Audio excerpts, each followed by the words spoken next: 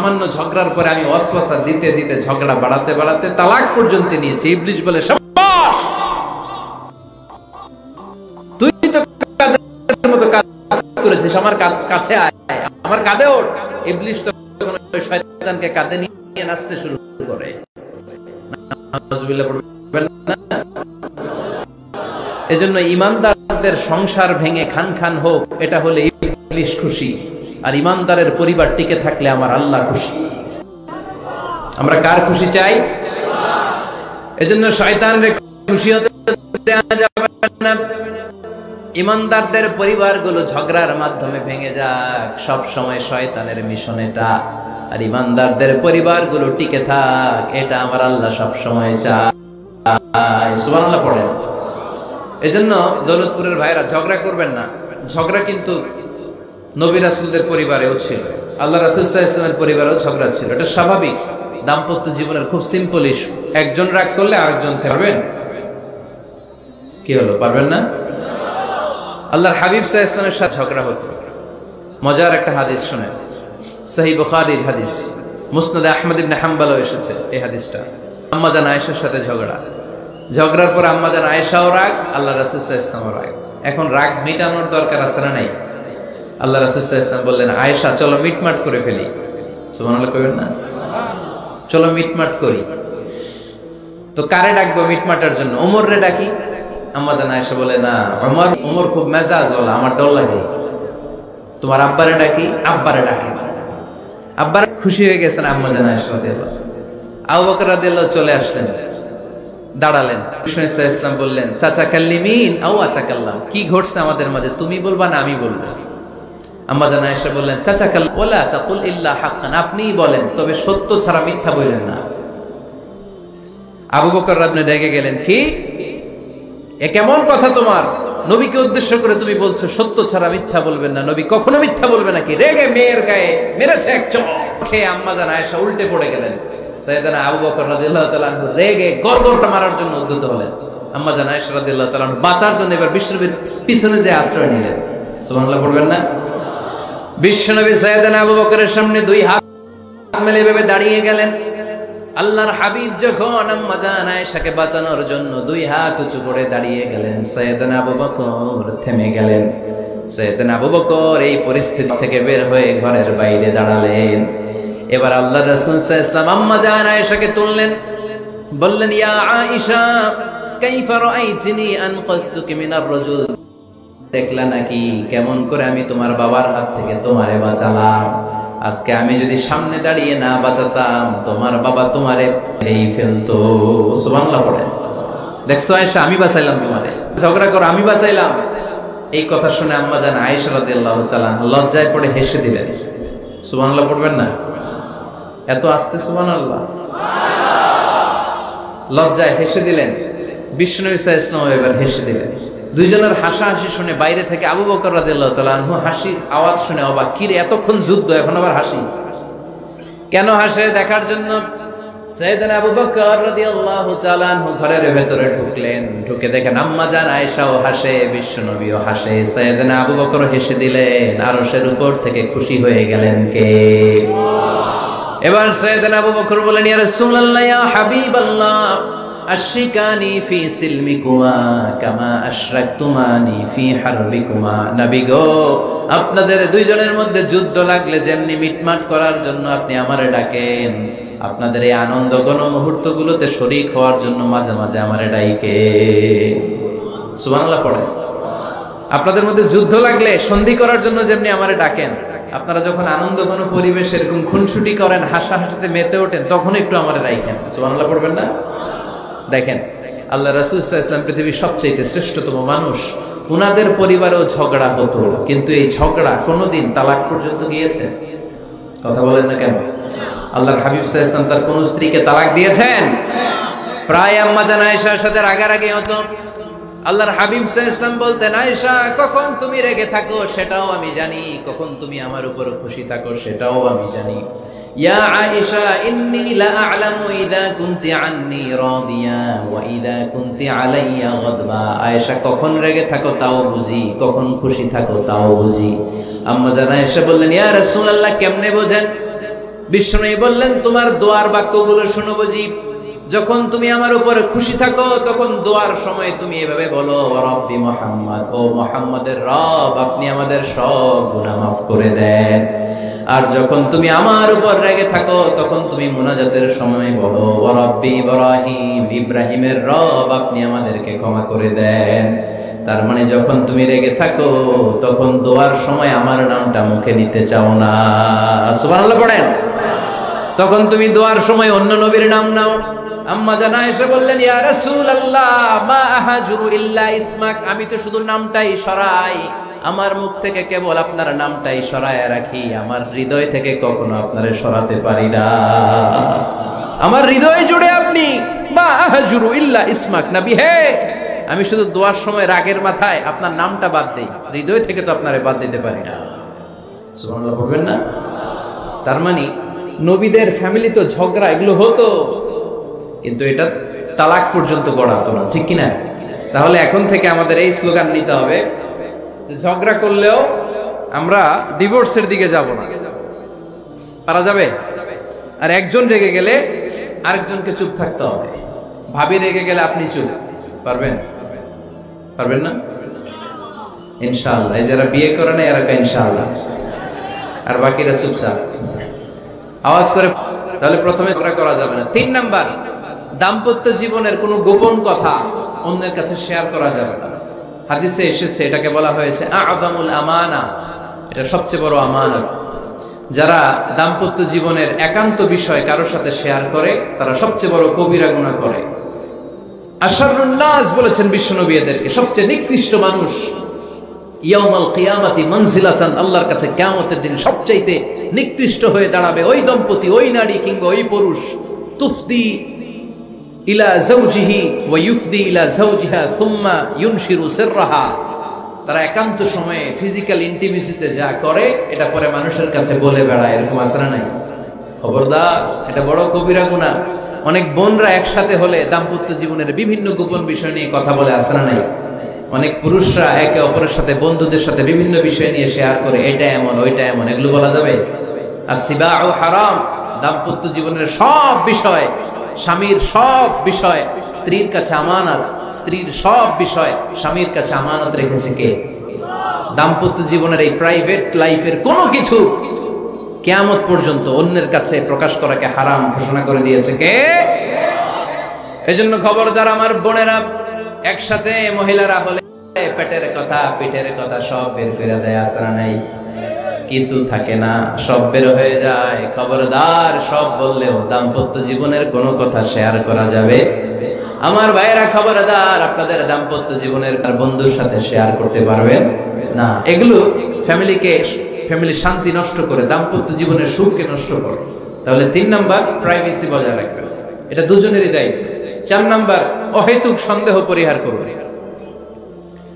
অনেক স্ত্রী আছে হাজবেন্ডের খালি সন্দেহ করে, ওদিকে তাকাইলা কেন, ওই মেয়ের দিকে তাকাইলা কি, মোবাইল দাও, ফেসবুকের পাসওয়ার্ড দাও, ঢুইকা দেখি মেসেঞ্জারে কার সাথে চ্যাট করছে, এই অফিসের ফাইল দেখি, এই এটা দেখি, এই তোমার ইনবক্স চেক করবো, এদিকে দাও, আছে না নাই?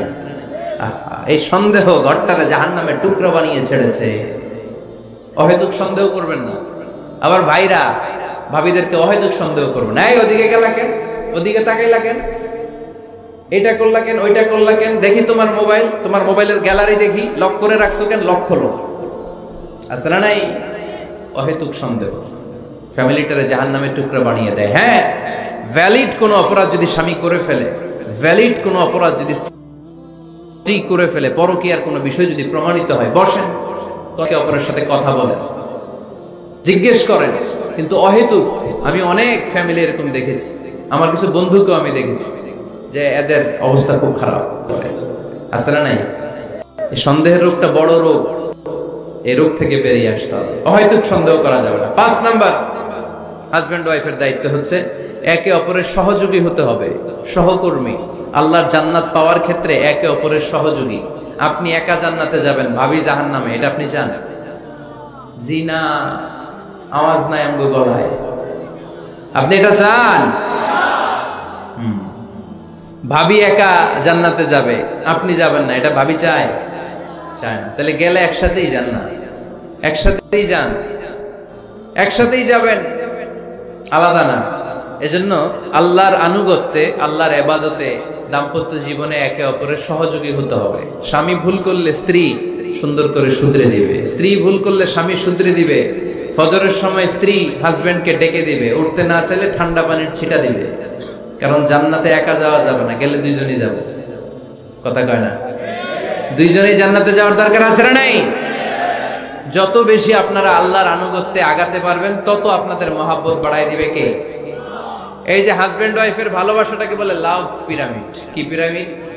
লাভ পিরামিড, লাইক ট্রায়াঙ্গেল, ত্রিভুজ আকৃতির।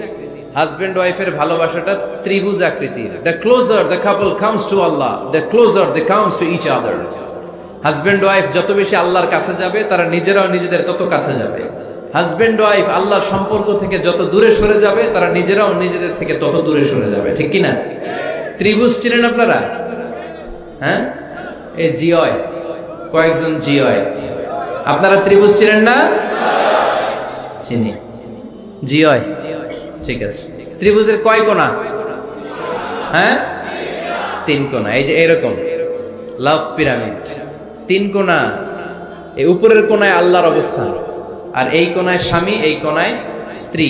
তো তারা আল্লাহর দিকে যত যাবে, নিজেরাও তত কাছে যাবে। আর তারা আল্লাহর সম্পর্ক থেকে যত দূরে চলে যাবে, নিজেদের মধ্যে দূরত্ব বাড়তে থাকবে। ঠিক কিনা? পিরামিডটা বুঝতে পারছেন? ত্রিভুজ আকৃতির সম্পর্কটা লাভ পিরামিড এরকম, 3 কোণা। উপরের কোণায় থাকে আল্লাহ, এদিকে স্বামী, এদিকে স্ত্রী। তারা যদি আল্লাহর কাছে উভয়ে যেতে চায়, উভয়ে কাছাকাছি আসতেছে না? কথা বলেন না কেন? আর আল্লাহর আনুগত্য ইবাদত থেকে দুইজন যদি দূরে সরে যায়, তাহলে দুজনের দূরত্ব বাড়িয়ে দেয় কে? এজন্য স্বামী হবে স্ত্রীর সহযোগী, সহকর্মী। নামাজের সময় একে অপরকে ডেকে দিবেন, মোবাইলে অ্যালার্ম দিয়ে রাখবেন। স্বামী স্ত্রীরে ডাকেন, স্ত্রী স্বামীরে ডাকেন। স্বামী স্ত্রীকে কোরআন তেলাওয়াত শোনাবেন, স্ত্রী স্বামীরে কোরআন তেলাওয়াত শোনাবেন। ফ্যামিলিটারে জান্নাতি ফ্যামিলি বানায় দিবে কে? তাহলে এই 5টার দায়িত্ব কালেকটিভ রেসপন্সিবিলিটি, স্বামীর উপরও বর্তায়, স্ত্রীর উপরও বর্তায়। এগুলো মেনে চললে দাম্পত্য জীবন সুখকর করে দিবে কে? মনোযোগ আছে? কষ্ট হচ্ছে? এবার আমরা হাজবেন্ডের দায়িত্ব শুনি। হাজবেন্ডের প্রথম দায়িত্ব হচ্ছে husband the family, in charge, protector. আর রিজালু কাওয়ামুনা আলান নিসা। আল্লাহ বললেন স্বামী হলো তার স্ত্রীর ইনচার্জ, স্ত্রীকে সুরক্ষা দিবে, স্ত্রীকে টেক কেয়ার করবে, স্ত্রীর দায়িত্বে থাকবে। এই দাম্পত্য সংসারকে, সংসারের মধ্যে স্বামীকে দায়িত্বশীল বানিয়েছে কে? পুরুষ দায়িত্বশীল। পুরুষ কখনো নারীর ক্ষতি করে না, সুপুরুষ নারীর ক্ষতি করে না। ঠিক কিনা? গোটা পুরুষ সমাজ নারী সমাজের সুরক্ষা দিবে। যেগুলো নারীকে একান্তে পেলে রেপ করে, যে ঢাকা বিশ্ববিদ্যালয়ে একটা রেপের ঘটনা ঘটছে না, যে এই বেয়াদবটা এই কাজ করেছে, এটা কি পুরুষ না কুপুরুষ? এটা কি সুপুরুষ না কুপুরুষ?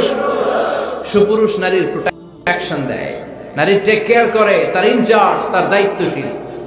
দাম্পত্য জীবনে অর্থনৈতিক যত দায় দায়িত্ব আছে, সব আল্লাহ তাআলা পুরুষের কাঁধে দিয়েছে। কার কাঁধে? এই দাম্পত্য লাইফে নারীর কোন অর্থনৈতিক দায় দায়িত্ব নারীর কাঁধে আল্লাহ দেয় নাই। এজন্য সব অর্থনৈতিক দায়িত্ব পুরুষের ঘাড়ে। 4টা অর্থনৈতিক দায়িত্ব আছে। পুরুষ নারীকে মহারণা দিবে, পুরুষ নারীকে খাবারের ব্যবস্থা করবে, পুরুষ নারীকে পোশাকের ব্যবস্থা করবে, পুরুষ নারীর জন্য রেসিডেন্সিয়াল ব্যবস্থা করবে। ঠিক কিনা? ওয়াতুন নিসা সাদকাতিহিন্না নিহলা ফাইন তিবনা লাকুম আন শাইইম মিনহু নাফসান ফাকুলুহু হানিআম মারিআ। সুবহানাল্লাহ পড়ে। সব স্বামীদেরকে আল্লাহ ডেকে বললেন, ও স্বামীরা শোনো শোনো, বিয়ের পর সাথে সাথে স্ত্রীর কাছে তুমি মোহরানা আদায় করে দাও। মোহর দেয়া নফল নাকি ফরজ? জোরে বলেন। তোমরা কি দাও?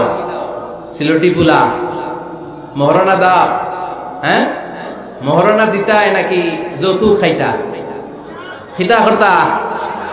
হ্যাঁ, কি দিব? মোহরানা দিব। মোহরানা দেয়াকে ফরজ করেছে কে? আল্লাহ। তো মোহর দিতে টাকা লাগে না? এই টাকার দায়িত্ব পুরুষের ঘাড়ে দিছে কে? 2 নাম্বার দায়িত্ব, আলাল মাউলুদি লাহু রিজকুহুন্না ওয়া কিসওয়াতুহুন্না বিল মা'রুফ। স্বামী স্ত্রীর জন্য খাদ্যের ব্যবস্থা করবে, পোশাকের ব্যবস্থা করবে। 3 নাম্বার ওয়াসকিনুহুন্না মিন হাইসু সাকানতুম মিন ওয়াজদিকুম, নিজের সামর্থ্যের মধ্যে থেকে স্ত্রীর জন্য রেসিডেন্সিয়াল একটা এরিয়ার ব্যবস্থা করে দিবে। সুবহানাল্লাহ। তাহলে অর্থনৈতিক দায়িত্বের মধ্যে 4টা: মোহরানা দেয়া, মিলস খাবারের ব্যবস্থা করা, মানে ফুডিং এন্ড ক্লোথিং, পোশাকের ব্যবস্থা করা, সর্বশেষ রেসিডেন্সিয়াল ব্যবস্থা করা। এই যে অর্থনৈতিক সব দায়িত্ব, খরচ যেখানেই আছে সব দায়িত্বগুলো পুরুষের কাঁধে দিল কে? চিল্লায় বলেন কে? খরচের সবকিছু আল্লাহ তাআলা পুরুষের কাঁধে দিয়েছে। এটা হচ্ছে পুরুষের ফিনান্সিয়াল দায়িত্ব। এবার দাম্পত্য জীবনে পুরুষের নন ফিনান্সিয়াল কিছু দায়িত্ব আল্লাহ তাআলা দিয়েছেন, এগুলো আমরা শুনব। এদিকে ওঠাওয়াটি করলেন কে কে দেখি? আটকান, এদেরকে আটকান, ধরেন ধরেন, এদেরকে ধরেন। হ্যাঁ, কি হয়েছে? শেষ করে দিব তো খিতা হইতা? হ্যাঁ, জোরে মাতো,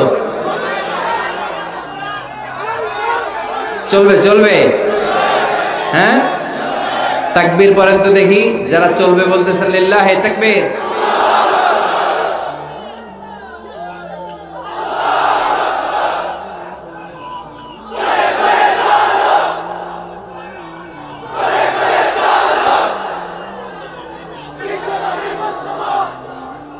মাশাআল্লাহ মাশাআল্লাহ।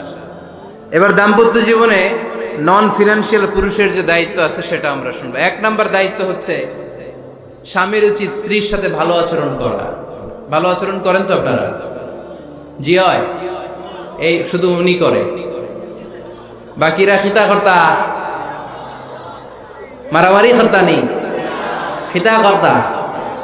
হ্যাঁ, সালাম দিবেন, স্ত্রীকে কি দিবেন? আল্লাহ বললেন ওয়া আশিরুহুন্না বিল মা'রুফ, স্ত্রীর সাথে কোমল ভাষায়, ভালো শব্দে, ভালো বাক্যে ভালো কথা বলো। স্ত্রীর সাথে খারাপ আচরণ করো না। স্ত্রীকে দেখলে তুমি মুচকি হাসি দাও। অনেক স্বামী আছে কখনো স্ত্রীকে দেখলে মুচকি হাসি দেয় না, চেহারাটা বাংলা পাসের মতো এরকম করে রাখে, আছে না নাই?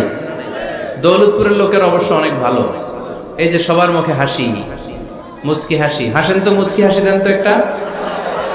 আওয়াজ করলে মুচকি হাসি হয় নাকি? এটা মুচকি হাসি, দাঁত দেখা যাবে না, সাউন্ড হবে না, শুধু এখানে একটু একটা এক চিলতে হাসির একটা ঝলক পড়বে, এটা বলে মুচকি হাসি। কানা রাসূলুল্লাহ সাল্লাল্লাহু আলাইহি ওয়াসাল্লাম আকসারু তাবাসসুমান, আল্লাহর হাবিব সাল্লাল্লাহু আলাইহি ওয়াসাল্লাম সব সময় মুচকি হাসতেন।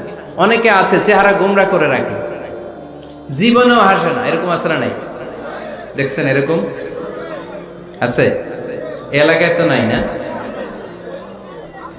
আছে। হাসবেন হাসবেন, মুচকি হাসতে পয়সা লাগে না, পয়সা লাগে, এজন্য হাসবেন। আল্লাহর হাবিব সাল্লাল্লাহু আলাইহি ওয়াসাল্লাম বলেছেন ফাস্তাউসু বিন-নিসাই খায়রা, নারীর সাথে ভালো আচরণ করো।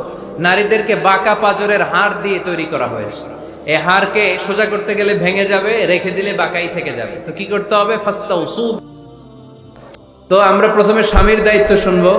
দাম্পত্য জীবনে স্বামীকে আল্লাহ তাআলা কি দায়িত্ব দিয়েছে, তারপর স্ত্রীকে আল্লাহ তাআলা কি দায়িত্ব দিয়েছে, এবং দুইজনের আবার কালেকটিভ সম্মিলিত কিছু দায়িত্ব আছে, এগুলো আমরা শুনবো। শুনতে রাজি আছেন তো? কষ্ট হচ্ছে আপনাদের? আচ্ছা, এই বাম দিকটা আমাকে কষ্ট দিয়েই যাচ্ছে, খালি আওয়াজ, কথা। একটু থামছে আবার শুরু, কেন?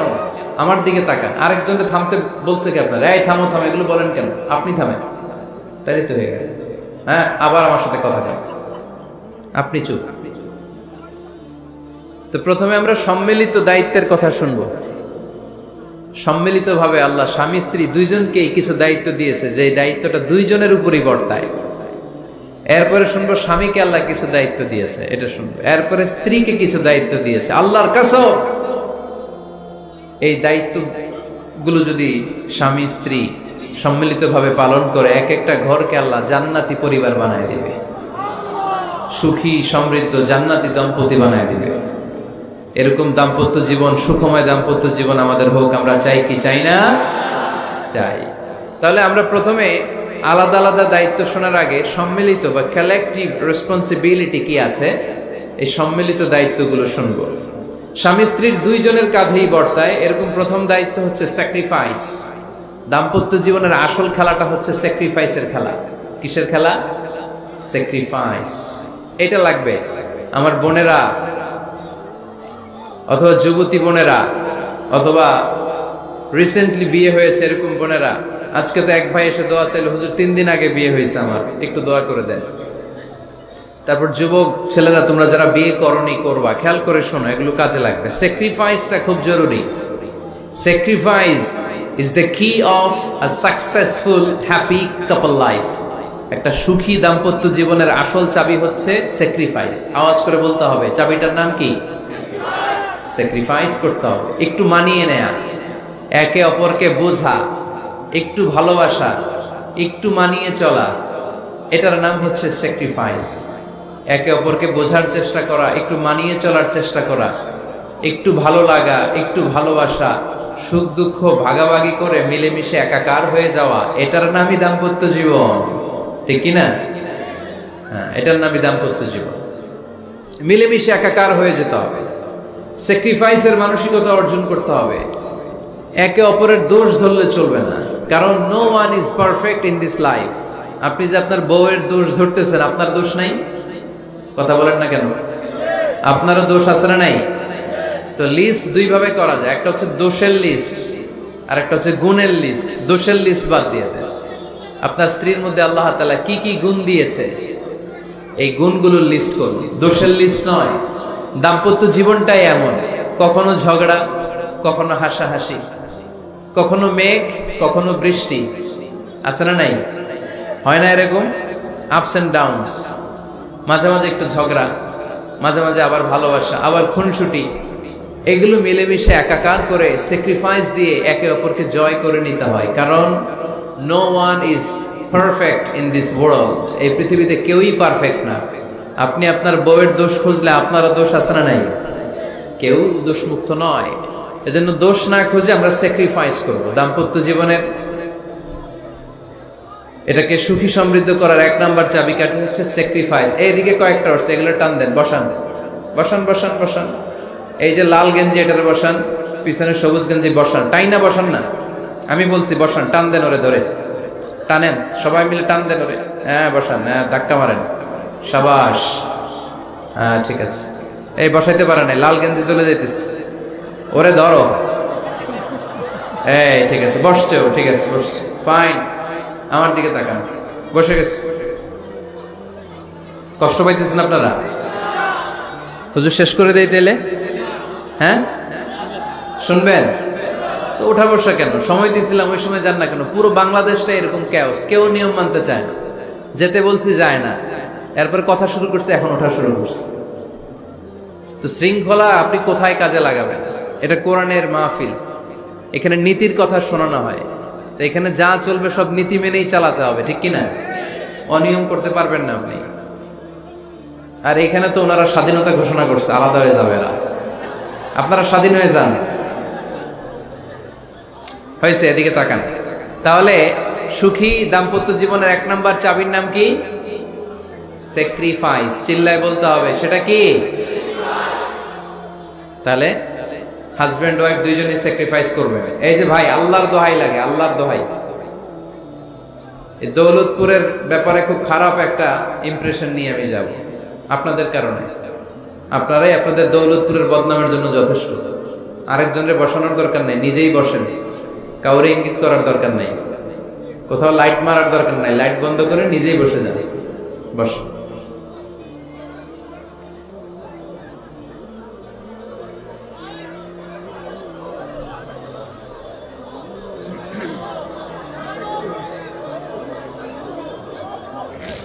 হ্যাঁ ঠিক আছে, এদিকে তাকা।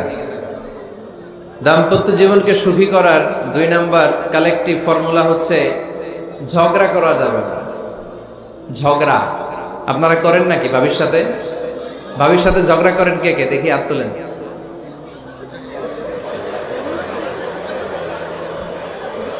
এইদিকে সব আল্লাহর ওলি, এরা ঝগড়া টগড়া করে না।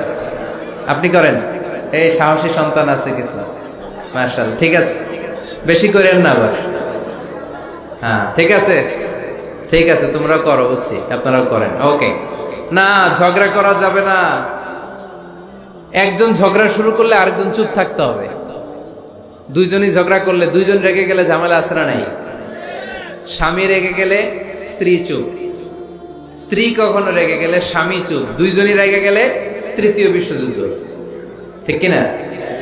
এজন্য ঝগড়া করতে দেয়া যাবে না, কারণ এই ঝগড়া, সামান্য ঝগড়া থেকে এই ঝগড়া বাড়তে বাড়তে এটা বিচ্ছেদের দিকে গড়ায়, ডিভোর্স হয়ে যায়। এরকম কত কেস যে আমার কাছে আসে, কত কেস যে আমার কাছে আসে যে হুজুর ছোট্ট ঝগড়া থেকে আমাদের মধ্যে ঝগড়া বাড়তে বাড়তে ইগো প্রবলেমের কারণে বিচ্ছেদে গড়ায়। আর এই ঝগড়া একটু শুরু হলে ইবলিস শয়তানের কাজ হচ্ছে পালে বাতাস দেয়। কি দেয়? পালে বাতাস পেলে এটা দাউ দাউ করে উঁচু হয়ে ওঠে। আগুনের মধ্যে যেমনি কেরোসিন ঢাললে দাউ দাউ করে জ্বলে, সামান্য ঝগড়ার ছোতা পেলে ইবলিস শয়তান খালি দাউ দাউ করে এই ঝগড়ার আগুনকে জ্বালিয়ে দেয়। ঠিক কিনা?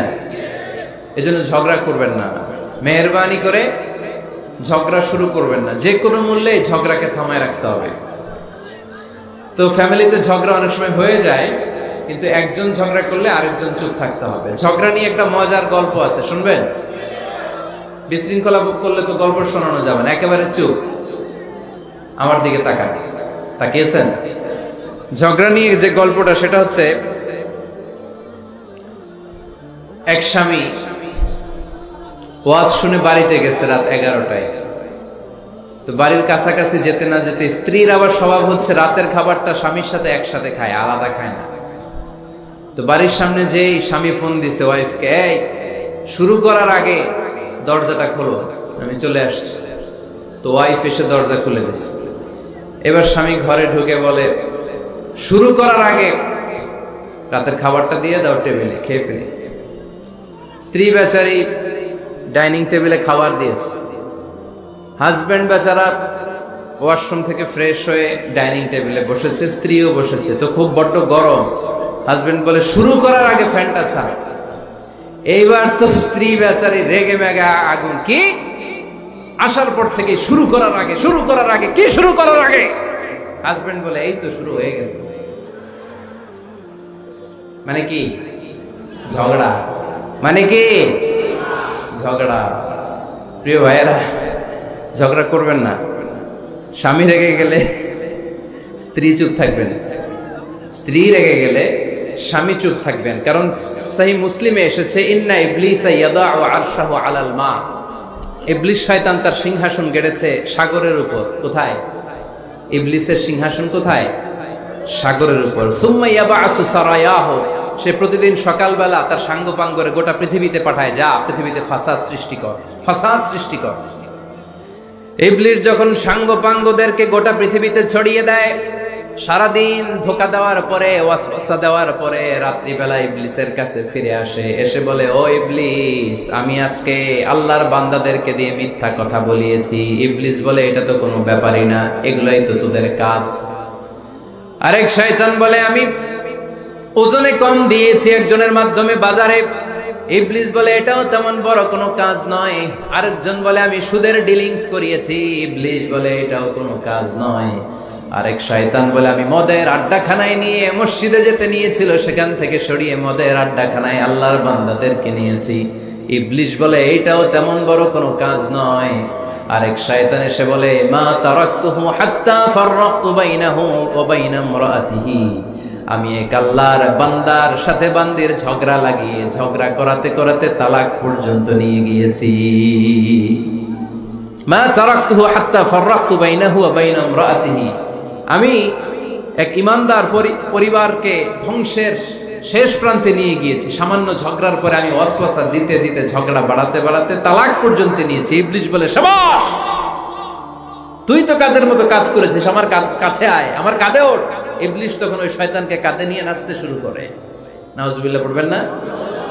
এজন্য ইমানদারদের সংসার ভেঙে খান খান হোক, এটা হলে ইবলিস খুশি। আর ইমানদারের পরিবার টিকে থাকলে আমার আল্লাহ খুশি। আমরা কার খুশি চাই? এজন্য শয়তানরে খুশি হতে দেয়া যাবে না। ইমানদারদের পরিবারগুলো ঝগড়ার মাধ্যমে ভেঙে যাক, সব সময় শয়তানের মিশন এটা। আর ইমানদারদের পরিবারগুলো টিকে থাক, এটা আমার আল্লাহ সব সময় চায়। সুবহানাল্লাহ পড়েন। এজন্য দৌলতপুরের ভাইরা ঝগড়া করবেন না। ঝগড়া কিন্তু নবী রাসূলদের পরিবারেও ছিল, আল্লাহ রাসূল সাল্লাল্লাহু আলাইহি ওয়াসাল্লামের পরিবারেও ঝগড়া ছিল। এটা স্বাভাবিক, দাম্পত্য জীবনের খুব সিম্পল ইস্যু। একজন রাগ করলে আরেকজন থেমে যাবে। পারবেন? কি হলো, পারবেন না? আল্লাহর হাবিব সাল্লাল্লাহু আলাইহি ওয়াসাল্লামের সাথে আম্মা জান আয়েশার ঝগড়া হতো। মজার একটা হাদিস শুনেন, সহিহ বুখারীর হাদিস, মুসনাদ আহমদ ইবনে হাম্বলও এসেছে এই হাদিসটা। আম্মা জান আয়েশার সাথে ঝগড়ার পর আম্মা জান আয়েশাও রাগ, আল্লাহ রাসূল সাল্লাল্লাহু আলাইহি ওয়াসাল্লামও রাগ। এখন রাগ মেটানোর দরকার আছে না নাই? আল্লাহ রাসূল সাল্লাল্লাহু আলাইহি ওয়াসাল্লাম বললেন, আয়েশা চলো মিটমাট করে ফেলি। সুবহানাল্লাহ কইবেন না? চলো মিটমাট করি। তো কারে ডাকবো মিটমাটার জন্য? ওমর রে ডাকি। আম্মা জান আয়েশা বলে, না, ওমর গলিফ, ওমর খুব মেজাজ ওয়ালা, আমার ডর লাগে। তোমার আব্বারে ডাকি। আব্বারে ডাকেন। আব্বারে ডাকেন। খুশি হয়ে গেছেন আম্মা জান আয়েশা রাদিয়াল্লাহু। আবু বকর রাদিয়াল্লাহু চলে আসলেন, দাঁড়ালেন। এবার বিষ্ণু সাল্লাল্লাহু আলাইহি ওয়াসাল্লাম বললেন, তাতাকাল্লিমিন আও আতাকাল্লাম, কি ঘটছে আমাদের মাঝে, তুমি বলবা না আমি বলবো? আম্মা জান আয়েশা বললেন, তাতাকাল্লামু আনতা ওয়ালা তাকুল ইল্লা হাক্কান, আপনিই বলেন তবে সত্য ছাড়া মিথ্যা বলেন না। আবু বকর রাদিয়াল্লাহু তাআলা আনহু শুনে রেগে গেলেন, কি এ কেমন কথা তোমার? নবীকে উদ্দেশ্য করে তুমি বলছো সত্য ছাড়া মিথ্যা বলবেন না, নবী কখনো মিথ্যা বলবে নাকি? রেগে মেয়ের গায়ে মেরেছে এক চোর খেয়ে আম্মা জান আয়েশা উল্টে পড়ে গেলেন। সাইয়েদনা আবু বকর রাদিয়াল্লাহু তাআলা আনহু রেগে গড়গড় করতে লাগলেন, আবার মারার জন্য উদ্যত হলেন। আম্মা জান আয়েশা রাদিয়াল্লাহু তাআলা আনহু বাঁচার জন্য এবার বিশ্বনবীর পিছনে যে আশ্রয় নিলেন। সুবহানাল্লাহ পড়বেন না? বিশ্বনবী সাইয়েদনা আবু বকরের সামনে দুই হাত মেলে এভাবে দাঁড়িয়ে গেলেন। আল্লাহর হাবিব যখন আম্মা জান আয়েশাকে বাঁচানোর জন্য দুই হাত উঁচু করে দাঁড়িয়ে গেলেন, সাইয়েদনা আবু বকর থেমে গেলেন। সাইয়েদনা আবু বকর এই পরিস্থিতি দেখে ঘর থেকে বের হয়ে ঘরের বাইরে দাঁড়ালেন। এবার আল্লাহর রাসূল সাল্লাল্লাহু আলাইহি ওয়াসাল্লাম আম্মা জান আয়েশাকে তুললেন, বললেন, ইয়া আয়েশা কাইফা রাআইতিনি আনকাসতুকি মিনার রাজুল, দেখলা নাকি কেমন করে আমি তোমার বাবার হাত থেকে তোমারে বাঁচালাম? আজকে আমি যদি সামনে দাঁড়িয়ে না বাঁচাতাম, তোমার বাবা তোমারে একেবারে মেরেই ফেলতো। সুবহানাল্লাহ পড়েন। দেখছো আয়েশা, আমি বাঁচাইলাম তোমারে, আমার সাথে ঝগড়া করো, আমি বাঁচাইলাম। এই কথা শুনে আম্মা জান আয়েশা রাদিয়াল্লাহু তাআলা লজ্জায় পড়ে হেসে দিলেন। সুবহানাল্লাহ পড়বেন না? এত আস্তে সুবহানাল্লাহ। লজ্জায় হেসে দিলেন। বিষ্ণু সাল্লাল্লাহু আলাইহি ওয়াসাল্লাম এবার হেসে দিলেন। দুইজনের হাসাহাসি শুনে বাইরে থেকে আবু বকর রাদিয়াল্লাহু তাআলা আনহু হাসির আওয়াজ শুনে অবাক, কি রে এতক্ষণ যুদ্ধ, এখন আবার হাসি কেন? হাসে দেখার জন্য সাইয়েদনা আবু বকর রাদিয়াল্লাহু তাআলা আনহু ঘরের ভেতরে ঢুকলেন। ঢুকে দেখেন আম্মা জান আয়েশাও হাসে, বিশ্বনবীও হাসে। সাইয়েদনা আবু বকর হেসে দিলেন, আরশের উপর থেকে খুশি হয়ে গেলেন কে? এবার সাইয়েদনা আবু বকর বলেন, ইয়া রাসূলুল্লাহ, ইয়া হাবিবাল্লাহ, আশরিকানি ফি সিলমিকুমা কামা আশরাকতুমানি ফি হারবিকুমা। নবী গো, আপনাদের দুইজনের মধ্যে যুদ্ধ লাগলে যেমনি মিটমাট করার জন্য আপনি আমারে ডাকেন, আপনাদের এই আনন্দ ঘন মুহূর্তগুলোতে শরীক হওয়ার জন্য মাঝে মাঝে আমারে ডাকেন। সুবহানাল্লাহ পড়ে। আপনাদের মধ্যে যুদ্ধ লাগলে সন্ধি করার জন্য যেমনি আমারে ডাকেন, আপনারা যখন আনন্দ ঘন পরিবেশ এরকম খুনসুটি করেন, হাসাহাসিতে মেতে ওঠেন, তখন একটু আমারে রাখেন। সুবহানাল্লাহ পড়বেন না? দেখেন আল্লাহ রাসূল সাল্লাল্লাহু আলাইহি ওয়াসাল্লাম পৃথিবীর সবচেয়ে শ্রেষ্ঠতম মানুষ, উনাদের পরিবারেও ঝগড়া হতো, কিন্তু এই ঝগড়া কোনোদিন তালাক পর্যন্ত গিয়েছে? কথা বলেন না কেন? আল্লাহর হাবিব সাল্লাল্লাহু আলাইহি ওয়াসাল্লাম তার কোন স্ত্রীকে তালাক দিয়েছেন? প্রায় আম্মা জান আয়েশার সাথে রাগারাগি হতো।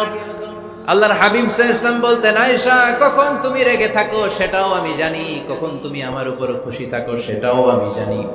ইয়া আয়েশা ইন্নী লা আ'লামু ইযা কুনতি আন্নী রাদিয়া ওয়া ইযা কুনতি আলাইয়া গাদবা। আয়েশা কখন রেগে থাকো তাও বুঝি, কখন খুশি থাকো তাও বুঝি। আম্মা জান আয়েশা বললেন, ইয়া রাসূলুল্লাহ কেমনে বোঝেন? বিষ্ণু বললেন, তোমার দোয়ার বাক্যগুলো শুনো বুঝি। যখন তুমি আমার উপরে খুশি থাকো তখন দোয়ার সময় তুমি এভাবে বলো, রব্বি মুহাম্মদ, ও মুহাম্মাদের রব, আপনি আমাদের সব গুনাহ মাফ করে দেন। আর যখন তুমি আমার উপর রেগে থাকো তখন তুমি মুনাজাতের সময় বলো, রব্বি ইব্রাহিম, ইব্রাহিমের রব, আপনি আমাদেরকে ক্ষমা করে দেন। তার মানে যখন তুমি রেগে থাকো তখন দোয়ার সময় আমার নামটা মুখে নিতে চাও না। সুবহানাল্লাহ পড়েন। তখন তুমি দোয়ার সময় অন্য নবীর নাম নাও। আম্মা জান আয়েশা বললেন, ইয়া রাসূলুল্লাহ, মা আহাজুরু ইল্লা ইসমাক, আমি তো শুধু নামটাই সরাই, আমার মুখ থেকে কেবল আপনার নামটাই সরায়া রাখি, আমার হৃদয় থেকে কখনো আপনারে সরাতে পারি না। আমার হৃদয় জুড়ে আপনি, মা আহজুরু ইল্লা ইসমাক নবী হে, আমি শুধু দোয়ার সময় রাগের মাথায় আপনার নামটা বাদ দেই, হৃদয় থেকে তো আপনারে বাদ দিতে পারি না। সুবহানাল্লাহ পড়বেন না? তার মানে নবীদের ফ্যামিলি তো ঝগড়া এগুলো হতো, কিন্তু এটা তালাক পর্যন্ত গড়াতো না, ঠিক কিনা? তাহলে এখন থেকে আমাদের এই স্লোগান নিতে হবে, ঝগড়া করলেও আমরা ডিভোর্সের দিকে যাব না। পারা যাবে? আর একজন রেগে গেলে আরেকজনকে চুপ থাকতে হবে। ভাবি রেগে গেলে আপনি চুপ, পারবেন? পারবেন না? ইনশাআল্লাহ। এই যারা বিয়ে করে না এরা ইনশাআল্লাহ, আর বাকিরা চুপচাপ আওয়াজ করে। তাহলে প্রথমে ঝগড়া করা যাবে না। 3 নাম্বার, দাম্পত্য জীবনের কোনো গোপন কথা অন্যের কাছে শেয়ার করা যাবে না। হাদিসে এসেছে, এটাকে বলা হয়েছে আ'যামুল আমানা, এটা সবচেয়ে বড় আমানত। যারা দাম্পত্য জীবনের একান্ত বিষয় কারোর সাথে শেয়ার করে তারা সবচেয়ে বড় কবিরা গুনাহ করে। আশারুন নাস বলেছেন বিশ্বনবী এদেরকে, সবচেয়ে নিকৃষ্ট মানুষ। ইয়াউমাল কিয়ামাতি মানজিলাতান, আল্লাহর কাছে কিয়ামতের দিন সবচাইতে নিকৃষ্ট হয়ে দাঁড়াবে ওই দম্পতি, ওই নারী কিংবা ওই পুরুষ। তুফদি ইলা যাওজিহি ওয়া ইউফদি ইলা যাওজিহা সুম্মা ইউনশিরু সিররাহা, তারা একান্ত সময়ে ফিজিক্যাল ইন্টিমেসিতে যা করে এটা পরে মানুষের কাছে বলে বেড়ায়। এরকম আছে না নাই? খবরদার, এটা বড় কবিরা গুনাহ। অনেক বোনরা একসাথে হলে দাম্পত্য জীবনের বিভিন্ন গোপন বিষয় নিয়ে কথা বলে, আছে না নাই? অনেক পুরুষরা একে অপরের সাথে, বন্ধুদের সাথে বিভিন্ন বিষয় নিয়ে শেয়ার করে, এটা এমন ওইটা এমন, এগুলো বলা যাবে? আর সিবাউ হারাম, দাম্পত্য জীবনের সব বিষয়, স্বামীর সব বিষয় স্ত্রীর কাছে আমানত, স্ত্রীর সব বিষয় স্বামীর কাছে আমানত রেখেছে কে? দাম্পত্য জীবনের এই প্রাইভেট লাইফের কোনো কিছু কিয়ামত পর্যন্ত অন্যের কাছে প্রকাশ করাকে হারাম ঘোষণা করে দিয়েছে কে? এজন্য খবরদার আমার বোনেরা, একসাথে মহিলারা হলে পেটের কথা পিঠের কথা সব বের করে দেয়, আসরা নাই? কিছু থাকে না, সব বের হয়ে যায়। খবরদার, সব বললেও দাম্পত্য জীবনের কোনো কথা শেয়ার করা যাবে? আমার ভাইয়েরা খবরদার, আপনাদের দাম্পত্য জীবনের কোনো কথা আপনার বন্ধুর সাথে শেয়ার করতে পারবেন না। এগুলো ফ্যামিলির শান্তি নষ্ট করে, দাম্পত্য জীবনের সুখকে নষ্ট করে। তাহলে 3 নাম্বার, প্রাইভেসি বজায় রাখবেন, এটা দুজনেরই দায়িত্ব। 4 নাম্বার, অহেতুক সন্দেহ পরিহার করুন। অনেক স্ত্রী আছে হাজবেন্ডের খালি সন্দেহ করে, ওদিকে তাকাইলে কেন, ওই মেয়ের দিকে তাকাইলে কেন, মোবাইল দেখি, মোবাইল দাও, ফেসবুকের পাসওয়ার্ড দাও, ঢুইকা দেখি মেসেঞ্জারে কার সাথে চ্যাট করছে, এই অফিসের ফাইল দেখি, এই এটা দেখি, এই তোমার ইনবক্স চেক করবো, এদিকে দাও, আছে না নাই? এই সন্দেহ ঘরটারে জাহান্নামের টুকরা বানিয়ে ছেড়েছে। অহেতুক সন্দেহ করবেন না। আবার ভাইরা ভাবিদেরকে অহেতুক সন্দেহ করবেন, এই ওদিকে গেলা কেন, ওদিকে তাকাইলা কেন, এটা করলা কেন, ওইটা করলা কেন, দেখি তোমার মোবাইল, তোমার মোবাইলের গ্যালারি দেখি, লক করে রাখছো কেন, লক খোলো, আছে না নাই? অহেতুক সন্দেহ ফ্যামিলিটারে জাহান্নামের টুকরা বানিয়ে দেয়। হ্যাঁ, ভ্যালিড কোনো অপরাধ যদি স্বামী করে ফেলে, ভ্যালিড কোনো অপরাধ যদি স্ত্রী করে ফেলে, পরকীয়ার কোনো বিষয় যদি প্রমাণিত হয়, বসেন, কনসাল্ট করেন, একে অপরের সাথে কথা বলেন, জিজ্ঞেস করেন। কিন্তু অহেতুক, আমি অনেক ফ্যামিলি এরকম দেখেছি, আমার কিছু বন্ধুকেও আমি দেখেছি যে এদের অবস্থা খুব খারাপ, খালি সন্দেহ করে, আছে না নাই? এই সন্দেহের রোগটা বড় রোগ, এই রোগ থেকে বেরিয়ে আসতে হবে, অহেতুক সন্দেহ করা যাবে না। 5 নাম্বার, হাজব্যান্ড ওয়াইফের দায়িত্ব হচ্ছে একে অপরের সহযোগী হতে হবে, সহকর্মী। আল্লাহর জান্নাত পাওয়ার ক্ষেত্রে একে অপরের সহযোগী। আপনি একা জান্নাতে যাবেন, ভাবি জাহান্নামে, এটা আপনি চান? জি না, আওয়াজ নাই আমগো গলায়। আপনি এটা চান? ভাবি একা জান্নাতে যাবে, আপনি যাবেন না, এটা ভাবি চায়? চায় না। তাহলে গেলে একসাথেই যান না, একসাথেই যান, একসাথেই যাবেন, আলাদা না। এজন্য আল্লাহর আনুগত্যে, আল্লাহর ইবাদতে, দাম্পত্য জীবনে একে অপরের সহযোগী হতে হবে। স্বামী ভুল করলে স্ত্রী সুন্দর করে শুধরে দিবে, স্ত্রী ভুল করলে স্বামী শুধরে দিবে। ফজরের সময় স্ত্রী হাজবেন্ডকে ডেকে দিবে, উঠতে না চাইলে ঠান্ডা পানির ছিটা দিবে। কারণ জান্নাতে একা যাওয়া যাবে না, গেলে দুইজনই যাবে, কথা কয় না? দুইজনেই জান্নাতে যাওয়ার দরকার আছে না নাই? যত বেশি আপনারা আল্লাহর আনুগত্যে আগাতে পারবেন, তত আপনাদের মহাব্বত বাড়ায় দিবে কে? এই যে হাজবেন্ড ওয়াইফের ভালোবাসাটাকে বলে লাভ পিরামিড। কি pyramid? Love pyramid, like triangle, ত্রিভুজ আকৃতির। হাজবেন্ড ওয়াইফের ভালোবাসাটা ত্রিভুজ আকৃতির। The closer the couple comes to Allah, the closer they comes to each other. Husband wife যত বেশি আল্লাহর কাছে যাবে, তারা নিজেরাও নিজেদের তত কাছে যাবে। হাজবেন্ড ওয়াইফ আল্লাহর সম্পর্ক থেকে যত দূরে সরে যাবে, তারা নিজেরাও নিজেদের থেকে তত দূরে সরে যাবে। ঠিক কিনা? ত্রিভুজ চিনেন আপনারা? হ্যাঁ, এই জিওয় কয়েকজন জিওয়, আপনারা ত্রিভুজ চিনেন না? চিনি, জিওয়। ঠিক আছে, ত্রিভুজের কয় কোণা? হ্যাঁ, 3 কোণা। এই যে এরকম লাভ পিরামিড, 3 কোণা। এই উপরের কোণায় আল্লাহর অবস্থান, আর এই কোণায় স্বামী, এই কোণায় স্ত্রী। তো তারা আল্লাহর দিকে যত যাবে, নিজেরাও তত কাছে যাবে। আর তারা আল্লাহর সম্পর্ক থেকে যত দূরে চলে যাবে, নিজেদের মধ্যে দূরত্ব বাড়তে থাকবে। ঠিক কিনা? পিরামিডটা বুঝতে পারছেন? ত্রিভুজ আকৃতির সম্পর্কটা লাভ পিরামিড এরকম, 3 কোণা। উপরের কোণায় থাকে আল্লাহ, এদিকে স্বামী, এদিকে স্ত্রী। তারা যদি আল্লাহর কাছে উভয়ে যেতে চায়, উভয়ে কাছাকাছি আসতেছে না? কথা বলেন না কেন? আর আল্লাহর আনুগত্য ইবাদত থেকে দুইজন যদি দূরে সরে যায়, তাহলে দুজনের দূরত্ব বাড়িয়ে দেয় কে? এজন্য স্বামী হবে স্ত্রীর সহযোগী, সহকর্মী। নামাজের সময় একে অপরকে ডেকে দিবেন, মোবাইলে অ্যালার্ম দিয়ে রাখবেন। স্বামী স্ত্রীরে ডাকেন, স্ত্রী স্বামীরে ডাকেন। স্বামী স্ত্রীকে কোরআন তেলাওয়াত শোনাবেন, স্ত্রী স্বামীরে কোরআন তেলাওয়াত শোনাবেন। ফ্যামিলিটারে জান্নাতি ফ্যামিলি বানায় দিবে কে? তাহলে এই 5টার দায়িত্ব কালেকটিভ রেসপন্সিবিলিটি, স্বামীর উপরও বর্তায়, স্ত্রীর উপরও বর্তায়। এগুলো মেনে চললে দাম্পত্য জীবন সুখকর করে দিবে কে? মনোযোগ আছে? কষ্ট হচ্ছে? এবার আমরা হাজবেন্ডের দায়িত্ব শুনি। হাজবেন্ডের প্রথম দায়িত্ব হচ্ছে, হাজবেন্ড হচ্ছে caretaker of the family, in charge, protector. আর রিজালু কাওয়ামুনা আলান নিসা। আল্লাহ বললেন স্বামী হলো তার স্ত্রীর ইনচার্জ, প্রোটেক্টর। স্ত্রীকে সুরক্ষা দিবে, স্ত্রীকে টেক কেয়ার করবে, স্ত্রীর দায়িত্বে থাকবে। এই দাম্পত্য জীবনের দুইজনের সংসারকে, সংসারের মধ্যে স্বামীকে দায়িত্বশীল বানিয়েছে কে? পুরুষ দায়িত্বশীল। পুরুষ কখনো নারীর ক্ষতি করে না, সুপুরুষ নারীর ক্ষতি করে না। ঠিক কিনা?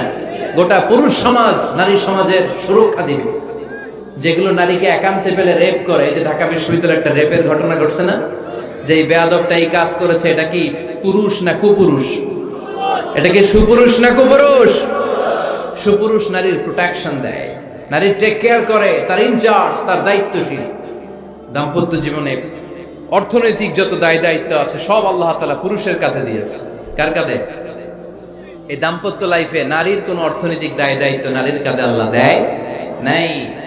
এজন্য সব অর্থনৈতিক দায়িত্ব পুরুষের ঘাড়ে। 4টা অর্থনৈতিক দায়িত্ব আছে। পুরুষ নারীকে মহারণা দিবে, পুরুষ নারীকে খাবারের ব্যবস্থা করবে, পুরুষ নারীকে পোশাকের ব্যবস্থা করবে, পুরুষ নারীর জন্য রেসিডেন্সিয়াল ব্যবস্থা করবে। ঠিক কিনা? وآتوا النساء صدقاتهن نحلة فإن طبن لكم عن شيء منه نفسا فكلوه هنيئا مريئا। সুবহানাল্লাহ পড়ে।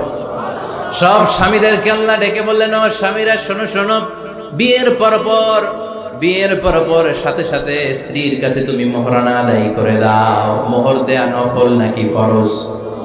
জোরে বলেন। তোমরা কি দাও? সিলটি পুলা মোহরানা দাও? হ্যাঁ, মোহরানা দিতায় নাকি যৌতুক খাইতা? খিতা করতা? হ্যাঁ, কি দিব? মোহরানা দিব। মোহরানা দেয়াকে ফরজ করেছে কে? আল্লাহ। তো মোহর দিতে টাকা লাগে না? এই টাকার দায়িত্ব পুরুষের ঘাড়ে দিছে কে? 2 নাম্বার দায়িত্ব, আলাল মাউলুদি লাহু রিজকুহুন্না ওয়া কিসওয়াতুহুন্না বিল মা'রুফ। স্বামী স্ত্রীর জন্য খাদ্যের ব্যবস্থা করবে, পোশাকের ব্যবস্থা করবে। 3 নাম্বার, ওয়াসকিনুহুন্না মিন হাইসু সাকানতুম মিন ওয়াজদিকুম। নিজের সামর্থ্যের মধ্যে থেকে স্ত্রীর জন্য রেসিডেন্সিয়াল একটা এরিয়ার ব্যবস্থা করে দিবে। সুবহানাল্লাহ। তাহলে অর্থনৈতিক দায়িত্বের মধ্যে 4টা: মোহরানা দেয়া, মিলস খাবারের ব্যবস্থা করা, মানে ফুডিং এন্ড ক্লোথিং, পোশাকের ব্যবস্থা করা, সর্বশেষ রেসিডেন্সিয়াল ব্যবস্থা করা। এই যে অর্থনৈতিক সব দায়িত্ব, খরচ যেখানেই আছে, সব দায়িত্বগুলো পুরুষের কাঁধে দিল কে? চিল্লায় বলেন কে? খরচের সবকিছু আল্লাহ তাআলা পুরুষের কাঁধে দিয়েছেন। এটা হচ্ছে পুরুষের ফিনান্সিয়াল দায়িত্ব। এবার দাম্পত্য জীবনে পুরুষের নন ফিনান্সিয়াল কিছু দায়িত্ব আল্লাহ তাআলা দিয়েছেন, এগুলো আমরা শুনব। এদিকে ওঠাওয়াটি করলেন কে কে দেখি? আটকান, এদেরকে আটকান, ধরেন ধরেন, এদেরকে ধরেন। হ্যাঁ, কি হয়েছে? শেষ করে দিব তো খিতা হইতা? হ্যাঁ, জোরে মাতো, চলবে চলবে। হ্যাঁ, তাকবীর পড়েন তো দেখি, যারা চলবে বলতেছেন লিল্লাহি তাকবীর।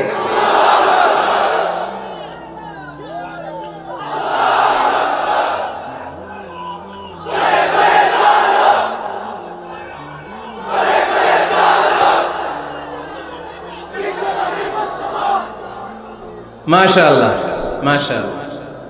এবার দাম্পত্য জীবনে নন ফিনান্সিয়াল পুরুষের যে দায়িত্ব আছে সেটা আমরা শুনবো। এক নাম্বার দায়িত্ব হচ্ছে স্বামীর উচিত স্ত্রীর সাথে ভালো আচরণ করা।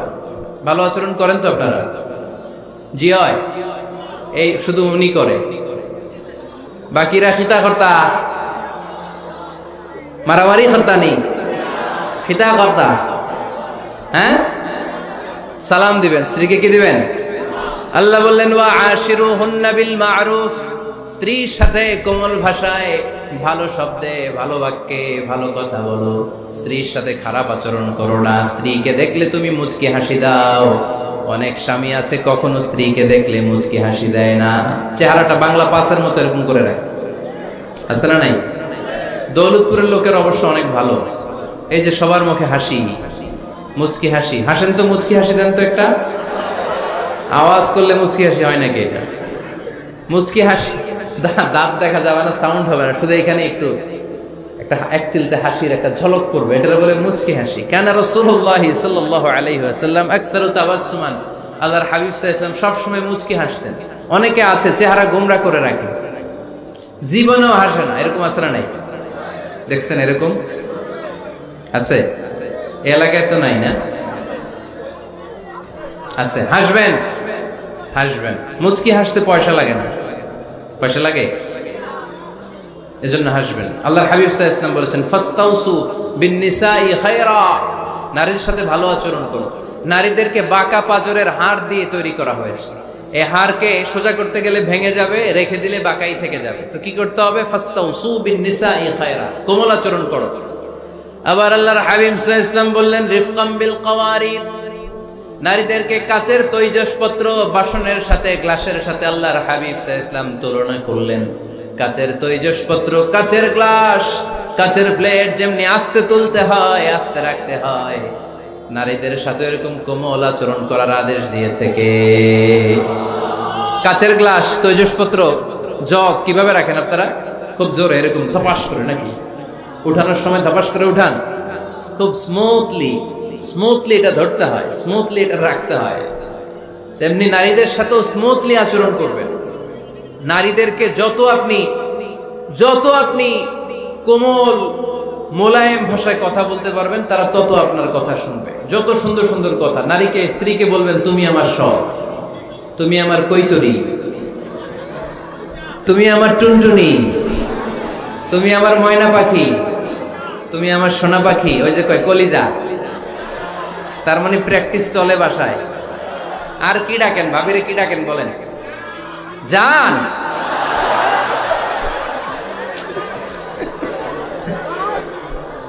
জান ডাকেন। আর ভাবি কি ডাকে আপনাদেরকে? বাবু।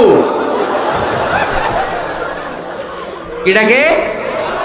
বাবু ডাকে। আর কি ডাকে? হ্যাঁ, বেবি। পোলাপান কত দুষ্ট দেখছেন? বেবি ডাকে নাকি? স্বামী স্ত্রীর মধ্যে এই সোহাগপূর্ণ, এই ভালোবাসাপূর্ণ এই ডাকাডাকিতে কোনো গুনাহ নাই, আছে সওয়াব। এগুলো দাম্পত্য জীবনকে সুখময় করে, ঠিক কি না? তাহলে স্ত্রীদের সাথে কোমল আচরণ করতে হবে, এক নাম্বার দায়িত্ব। দুই নাম্বার দায়িত্ব, স্ত্রীর সেক্সুয়াল ডিজায়ারকে ফুলফিল করতে হবে।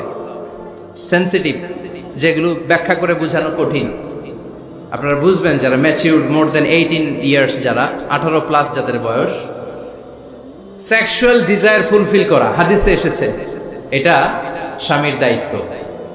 ফিজিক্যাল ইন্টিমেসির সময় নিজের ডিজায়ার ফুলফিল হলেই কুইট না করা, সময় দেয়া, এটা আবশ্যক। এই বিষয়েও প্রত্যেক স্বামীর খেয়াল রাখা দরকার। সংক্ষেপে শেষ করে দিলাম।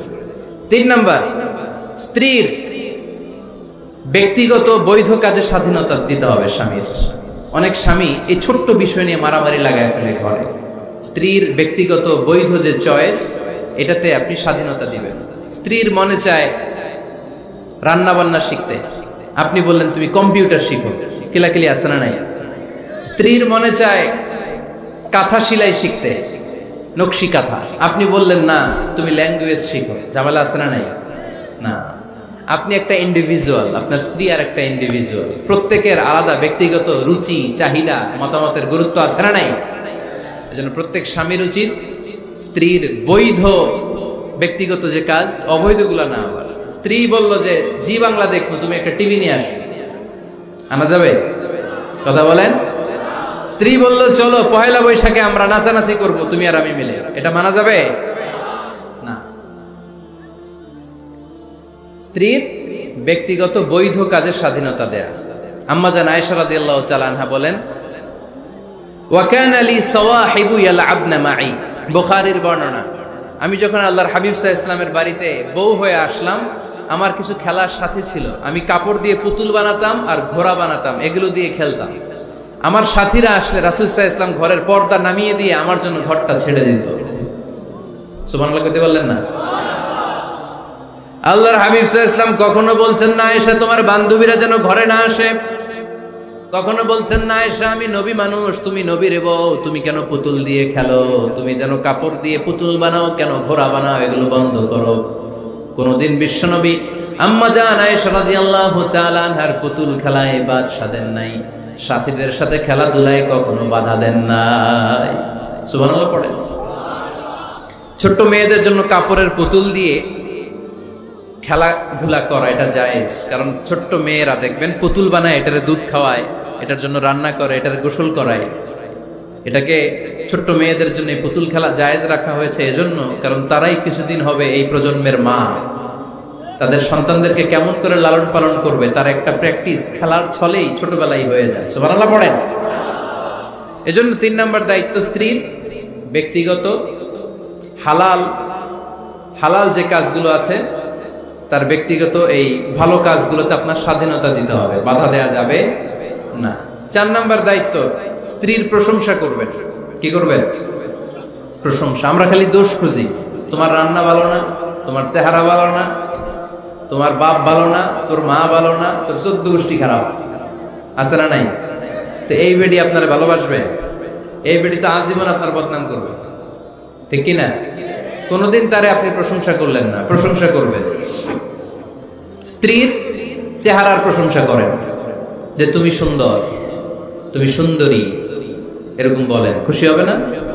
হ্যাঁ, তুমি সুন্দর তাই চেয়ে থাকি, সে কি মোর অপরাধ? কোনো অপরাধ নাই, ইচ্ছা মতো গাইতে থাকেন স্ত্রীর শানে গান, সব আছে না নাই? তবে শুধু স্ত্রীকে শোনানো যাবে, ভাবিরে শোনানো যাবে, শালীরে শোনানো যাবে, পাশের বাড়ির কাউরে শোনানো যাবে? দেখেন ইসলাম কত চেক এন্ড ব্যালেন্স। স্ত্রীকে আপনি গান শোনান, কোনো গুনাহ নাই, আছে শুধু সওয়াব।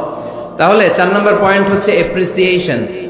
সারাদিন এই মহিলাটা ফজরের পর থেকে উঠে ঘর গোছায়, মশারিগুলো খোলে, বিছানা পরিষ্কার করে, বাচ্চাদেরকে ক্লিন করে, স্কুলের টিফিন রেডি করে দেয়, বাচ্চাদেরকে স্কুলে যেতে দেয়, আপনার জন্য খাবার রেডি করে, কাপড় ধোয়, ঘরের সবাইকে দেখভাল করে। একদিনও আপনি তার এপ্রিসিয়েশন করলেন না। এরকম ডাকাইত স্বামী আছে না নাই? দৌলতপুরে নাই, এখানে সব ভালো। এপ্রিসিয়েট করবেন। আমরা ভুলে যাই, একটা থ্যাঙ্কস দিতে ভুলে যাই, একটা জাযাকিল্লাহ, আল্লাহ তোমাকে জাযা দেখ, এটাও বলি না। বউ তুমি অনেক কষ্ট করেছো, তুমি অনেক দিক সামলাও, আমি আর কয়টা সামলাই, তুমিই তো দেখো, একদিনও বলে না, আছে না নাই? তার রান্নার প্রশংসা করবেন, তার কাজের প্রশংসা করবেন, তার চেহারার প্রশংসা করবেন।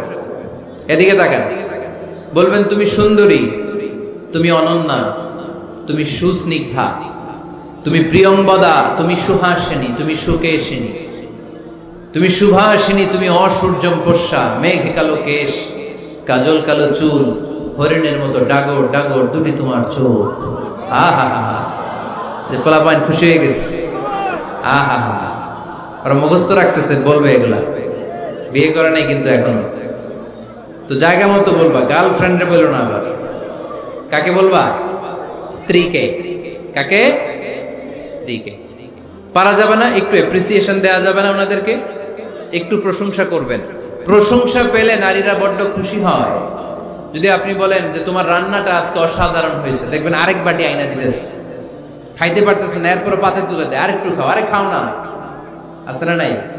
ওই যে প্রশংসা করছেন, খুশি হয়ে গেছে তো। আপনি 10,000 টাকার বান্ডিল দিয়ে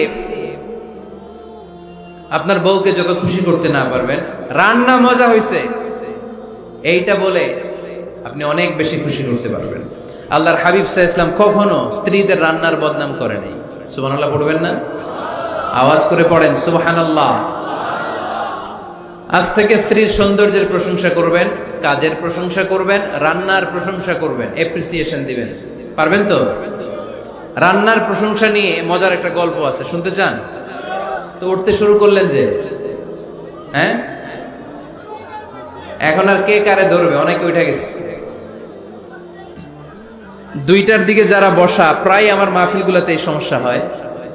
গাইবান্ধাতে আমি গেলাম, জিজ্ঞেস করলাম কখন আসছেন? কয় ফজর পরে আসছেন। তো ফজর পরে আসছেন, এত আগে আসছেন কেন? কয় জায়গা পাবো না এই জন্য। লক্ষ লক্ষ মানুষ, কে কাকে নিয়ন্ত্রণ করবে? লক্ষ লক্ষ মানুষ। আমার জীবনে এত বড় প্যান্ডেল আমি কথা বলি নাই। এরা সকাল থেকে বসে আছে, পেশাব আটকে রাখছে, এটা ক্ষতিকর না? এরা আজহারিকে দেখার পরে এরপর ওঠা আরম্ভ করছে। দেখাইছি, কয় দেখা গেছি হুজুর, এরপরে চলে যাচ্ছে। তা আপনাদের কি অবস্থা এরকম? হ্যাঁ, আচ্ছা ঠিক আছে। তো রান্নার প্রশংসা নিয়ে যে মজার গল্পটা আপনাদের শোনাতে চাই, এদিকে তাকান, মনোযোগী হন। আমার ওয়াজ শুনে এক লোক মনে মনে নিয়ত করছে যে আইরে, জীবনে তো রান্নার প্রশংসা করলাম না, আজকে রান্নার প্রশংসা করব। তো মাহফিল শেষে বাসায় গেছে, স্ত্রী তাকে খাবার দিয়েছে, স্বামী খাবার খায় আর মিটি মিটি হাসে। স্ত্রী বলে, মাহফিল শুনে আসছো, রাত বাজে 12টা, খাচ্ছ, ভালো কথা, হাসো কেন? তো স্বামী বলে, হাসি এর কারণ হচ্ছে তোমার রান্নাটা আজকে এত মজা হয়েছে না জীবনে, আজকে বাড়াই বাড়াই করতেছে, তো জীবনে এত মজার রান্না খাই নাই। রান্না মজা হয়েছে শুই না স্ত্রী তো রেগে গেছে। কি, গত 10 বছর ধরে তোমার রান্না করে খাওয়াই, একদিনও রান্নার প্রশংসা করলা না। আর আজকে পাশের ঘরের ভাবি একটু গরুর গোশতের তরকারি পাঠাইছিল বাটিতে করে, পাশের ঘরের ভাবি একটু আমাদের বাড়িতে তরকারি পাঠাইছিল, তো ওই তরকারি দিয়েই তোমাকে খাবার দিছে, আজকে রান্না টান্না আমি করি নাই। তো ওই বেটির রান্না তোমার এত ভালো লাগছে, এই 10 বছরে একদিনও কইলা না, আজকে এটা কইলা। খাও খাও, তোমার মজার খাও, আর রান্ধুম না। তো প্রশংসা করলে বুঝে শুনে করবেন, একটু এনশিওর হবেন যে রান্নাটা করছিল কে। তা না হইলে কিন্তু ঘরে চুলায় আগুন জ্বলবে না, টানার রোজা রাখা লাগবে, ঠিক কিনা? তো 4 নাম্বার গেল এপ্রিসিয়েশন, একটু এপ্রিসিয়েশন দিবেন। আল্লাহর হাবিব সব সময় স্ত্রীদের প্রশংসা করতেন। সেই বুখারীর বর্ণনা, আল্লাহর হাবিব বলেন, ইন্না ফাদলা আয়েশা আলান নিসা কাফাদলি সারিদি আলা সাইরিত তাআম। আরব ভূখণ্ডের মধ্যে সব খাবারের উপরে সারিদ খাবার যেমনি সেরা, দুনিয়ার সব নারীদের মধ্যে আমার আয়েশা তেমনি সেরা। সারিদ একটা খাবার আছে। আমি যখন মিশরে পড়তাম আল আজহার ইউনিভার্সিটিতে, আমাদের ইউনিভার্সিটিতে সরকারের পক্ষ থেকে সরকারিভাবে খাবার দেয়া হতো। আমাদের খাবারের খরচ বহন করতেন ওমানের সুলতান কাবুস। এই গত 3-4 দিন আগে ইন্তেকাল করেছেন, নাম শুনছেন আপনারা? প্রায় 40 বছরের বেশি মনে হয়, 45 বছর বা 50 বছরের লম্বা সময় উনি ওমানের প্রেসিডেন্ট ছিলেন। উনি আমাদের খাবারের খরচটা বহন করতেন। কিছুদিন আগে ইন্তেকাল করেছেন। আমরা ওনার জন্য দোয়া করি আল্লাহ তাআলা এই সুলতান কাবুসের জীবনের গুনাহগুলো মাফ করে দিক। ওনার সমস্ত আল্লাহ কবুল করে নিক। তো আমাদের আল আজহার ইউনিভার্সিটির হোস্টেলে ঈদের দিন একটা খাবার দিত, এটার নাম ছিল সারিদ, রুটি আর গোশত, এগুলোকে ম্যাশ করে একটা স্তর বানাতো, এটা কেটে কেটে আমাদেরকে দিত। এটাকে বলে সারিদ। আরব দেশে সবচেয়ে দামি খাবার। আমাদের দেশে যেমনি পোলাও, গরুর রেজালা, রোস্ট, এগুলো খুব উন্নত খাবার ধরা হয়, বিয়েতে সার্ভ করা হয়। আরব দেশে ওইটাকে বলে সারিদ, শ্রেষ্ঠ খাবার। আল্লাহর হাবিব বললেন সব খাবারের মধ্যে সারিদ সেরা, নারীকুলের মধ্যে তেমনি আমার আয়েশা সেরা। দেখেন কেমনে এপ্রিসিয়েট করতেন। আম্মা জান আয়েশাকে তিনি সব সময় আদর করে হামায়রা বলে ডাকতেন। হামায়রা মানে লাল সুন্দরী বউ। কি সুন্দরী? আম্মা জান আয়েশা রেগে গেলে গাল দুটো আনার ফলের মতো লাল হয়ে যেত, এজন্য ডাকতেন ও আমার লাল সুন্দরী বউ। সুবহানাল্লাহ কইতে পারলেন না? আবার আম্মা জান খাদিজাতুল কুবরা তাহেরা রাদিয়াল্লাহু তাআলা আনহার ব্যাপারে বলতেন ইন্নী ক্বাদ রুজিকতু হুব্বাহা। সহিহ মুসলিমের বর্ণনায় তিনি বলতেন খাদিজার ভালোবাসা আল্লাহ তাআলা আমার হৃদয়ে রিজিক হিসেবে দিয়েছে। আওয়াজ করে পড়েন আল্লাহু আকবার। তো এইজন্য এপ্রিসিয়েট করবেন। 5 নাম্বার হচ্ছে আপনার ভালোবাসা স্ত্রীকে প্রকাশ করুন। এক ছাদের নিচে আজীবন বসবাস, 20 বছর হয়ে গেছে এদের সংসার, একদিনও মুখ ফুটে বলতে পারে নাই তোমারে ভালোবাসি। পারছেন? হ্যাঁ, কে কে পারছেন? দেখে হাত তুলে। হাত অর্ধেক তুলে আবার নামায়, ভেজাল আছে, ঠিক কিনা? ভালোবাসি বলছিলেন ভাবিকে না গার্লফ্রেন্ডকে? হ্যাঁ, স্ত্রীকে বলবেন, নিজের স্ত্রীকে বলবেন আই লাভ ইউ। কি বলবেন? কথা বুঝে না বোধহয়। বলবেন, সবাই বলেন। কি বলবেন? মুরব্বী একজনও কয় না। এতদিন কইছি না, অহনো কম না। বলবেন ভালোবাসা। স্ত্রীরা এটা খুব চায়, স্বামীর পক্ষ থেকে খুব পছন্দ করে। আপনি আজকে যে বলেন দেখবেন ফ্যামিলির সুখ বাড়তে শুরু করছে। সুনানে তিরমিজির বর্ণনা দেখেন, বিশ্বনবীর দলিল শুনেন। সাহাবারা জিজ্ঞেস করলেন ইয়া রাসূলুল্লাহ মান ইলাইক, ও নবী কারে সবচেয়ে বেশি ভালোবাসেন? হু লাভ দ্য মোস্ট, নবী কাকে সবচেয়ে বেশি লাভ করেন আপনি? সাহাবারা বললেন কাকে লাভ করেন বেশি? আল্লাহর হাবিব সাল্লাল্লাহু আলাইহি ওয়াসাল্লাম বললেন আয়েশা। আয়েশা, সুবহানাল্লাহ কইবেন না? সাহাবারা বললেন ওমিনার রিজালদের মধ্যে কারে বেশি পছন্দ করেন? বিশ্বনবী বললেন আবুহা, আয়েশার বাবারে। সাইয়েদনা আয়েশা রাদিয়াল্লাহু তাআলা আনহার বাবার নাম কি? আবু বকর। কি নাম? আবু বকর। আল্লাহর হাবিব সাল্লাল্লাহু আলাইহি ওয়াসাল্লাম বললেন সবচেয়ে বেশি লাভ করি আয়েশাকে। সাহাবারা বললেন ওমিনার রিজাল, পুরুষদের মধ্যে কারে বেশি লাভ করেন? আল্লাহর হাবিব বাবারে। সুবহানাল্লাহ পড়েন। আম্মা জান আয়েশাকে বিশ্বনবী এত ভালোবাসতেন। আম্মা জান আয়েশা পেয়ালার যেখানে ঠোঁট লাগিয়ে দুধ, বিশ্বনবী পেয়ালার ওই জায়গাটা খুঁজে খুঁজে লাগিয়ে দুধ পান করতেন। আম্মা জান আয়েশা রাদিয়াল্লাহু চোখে হাড্ডি চষে হাড্ডিটা রেখে দিলে বিশ্বনবী আম্মা জান আয়েশার এটা মুখে নিয়ে আবার চষতে শুরু করে দিতেন। পড়েন সুবহানাল্লাহ। দুইজন একসাথে এক বালতি থেকে পানি নিয়ে গোসল করতেন। পড়েন আল্লাহু আকবার। প্রকাশ করতে পারবেন তো? 6 নাম্বার স্বামীর দায়িত্ব হচ্ছে ছোটখাটো যে কাজ আছে এই কাজগুলোতে হেল্প করা। লজ্জা মনে করি আল্লাহর হাবিব সাল্লাল্লাহু আলাইহি ওয়াসাল্লাম আমাদের মডেল, আল্লাহর কাজে সাহায্য করতেন। আপনারা এইভাবে ওঠা শুরু করলেন? হ্যাঁ, বউকা বসেন, বসেন, শেষ করে দিচ্ছি আর 10 মিনিট, বসেন। আল্লাহর হাবিব সাল্লাল্লাহু আলাইহি ওয়াসাল্লাম ঘরের কাজে সাহায্য করতেন। আপনারা ঘরের কাজে সাহায্য করেন তো? আম্মা জান আয়েশা বলেন বিশ্বনবী নিজ হাতে জুতা সেলাই করেছেন, নিজ হাতে জামা সেলাই করেছেন।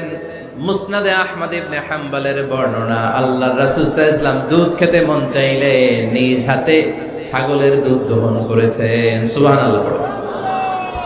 নিজে আটার খামির বানাতেন, আম্মা জান আয়েশা চুলায় সেকা দিতেন। আবার আম্মা জান আয়েশা রাদিয়াল্লাহু তাআলা আনহা আটার খামির বানাতেন, বিশ্বনবী এটা চুলায় সেকা দিতেন। সুবহানাল্লাহ পড়ে।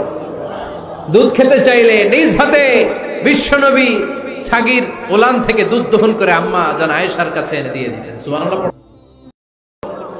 তাহলে ঘরের কাজে সহায়তা করুন, ঘরের কাজে সহায়তা।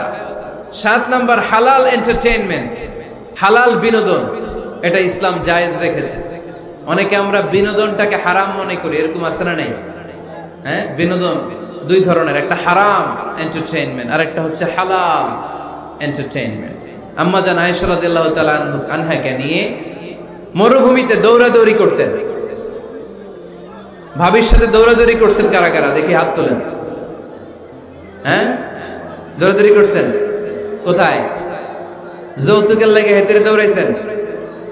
হেতি বাস আল্লাহ দিছে দৌড়, এই দৌড়াদৌড়ি না। আম্মা জান আয়েশা রাদিয়াল্লাহু তাআলা আনহার সাথে বিশ্বনবী মরুভূমিতে দৌড়াদৌড়ি করেছেন। বলেছেন, আয়েশা দেখো কে কার আগে ওই খেজুর বাগান ধরতে পারে, তুমি আগে না আমি আগে। একবার বিশ্বনবী জিতলেন, তার 7 বছর পরে প্রথমে আম্মা জান আয়েশা রাদিয়াল্লাহু তাআলা আনহা ওই দৌড়ে জিতলেন। তার 7 বছর পরে বিশ্বনবী জিতে আম্মা জান আয়েশাকে হারায় দিলেন। পড়েন সুবহানাল্লাহ। ঈদের দিন আম্মা জান আয়েশাকে হাবাসী সাহাবাদের তীর আর বল্লম দিয়ে যে খেলা চলতে, এই খেলা দেখাতেন। সুবহানাল্লাহ পড়েন। বিশ্বনবী খেলা দেখাতেন আম্মা জান আয়েশাকে। এই হচ্ছে স্বামীর দায়িত্ব, হালাল এন্টারটেইনমেন্ট আপনি করতে পারবেন। বসেন, দোয়া করে দিচ্ছি, বসেন। বুঝতে পারছি অনেক আগে আসছেন আপনারা। বসেন, বসে যান, এখনই দোয়া হচ্ছে। বসেন বসেন বসেন বসেন, এখন দোয়া করবো। বসে যান, বসে যান। বিল্ডিং এর